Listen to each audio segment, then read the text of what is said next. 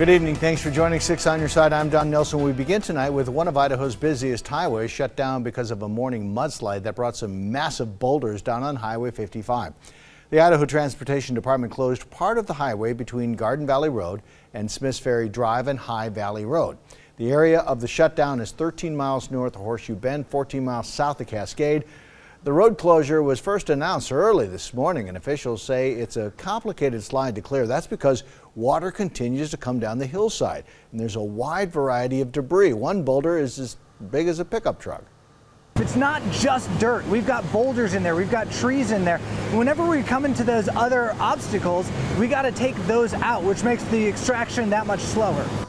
ITD says they were able to move the big boulders off of the road and should hopefully have Highway 55 open again before tomorrow. A geologist was also on site to evaluate the risk of further mudslides. ITD says the area the slide hit was already scheduled for repaving sometime at the end of the month. A man and two women charged in connection with Sunday night's deadly shooting on the Boise bench were arraigned this afternoon in the Ada County Courthouse. Anthony Akala is charged with second-degree murder and 2 counts of aggravated battery. His bond is set at $1 million. Tajare McMurtry Wynn and Jessica Lee Perez Timmons are both charged with accessory to the crime. Their bond set at $250,000. Prosecutors say McMurtry was going to the house to pick up property from her ex-boyfriend when a fight broke out. Prosecutors say that's when Akala pulled out a gun and shot the ex-boyfriend and 2 sisters who were also at the house at the time. 19-year-old Brianna Martinez died from her injuries. Prosecutors say following the shooting, McMurtry and Perez helped Akala hide from police. The preliminary hearing for all 3 is set for April 30th. A Portland truck driver pleads not guilty to drug trafficking after he was arrested for hauling almost 7,000 pounds of what authorities say was cannabis through the state. Dennis Palmachuk appeared in court in Boise today. At issue, police say he was hauling marijuana, but the trucking company says it was hemp, which, even though it was legalized through the federal farm bill, is still illegal in Idaho. Palmachuk's trial is set for October. Now, Chief Meteorologist Scott Dorval with the On Your Side forecast.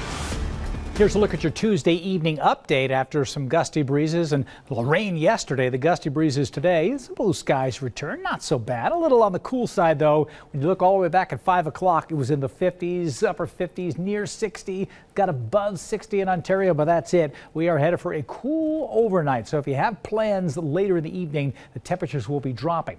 But the temperatures are going to be on the rise the next several days. And with the rain we've had and the melting snow, that's prompting officials to bring the water levels up for the Boise River to make some space in the reservoirs for that snow melt. And so we're gonna go up 500 CFS here over the next several days, peaking to the destination where they want to be, around 5,000 CFS here on Friday during the afternoon or late afternoon, early evening hours. And so we're already at the point where water can be getting over just the lower edges of the green belt, and that will be the case certainly over the next few days. And by Friday, we will have water on parts of the green belt, and there may be some closures on the green belt, something we'll just keep an eye on for you as we see where the water flows. So the extended forecast calling for a big change coming in.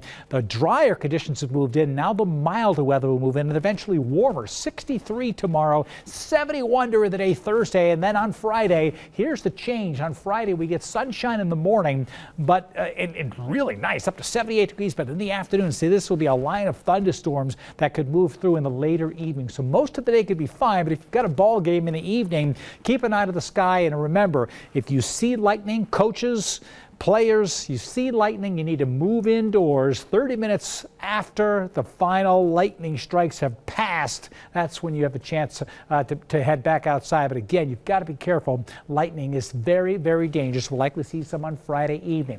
That cold front will come through and dry things out over the weekend.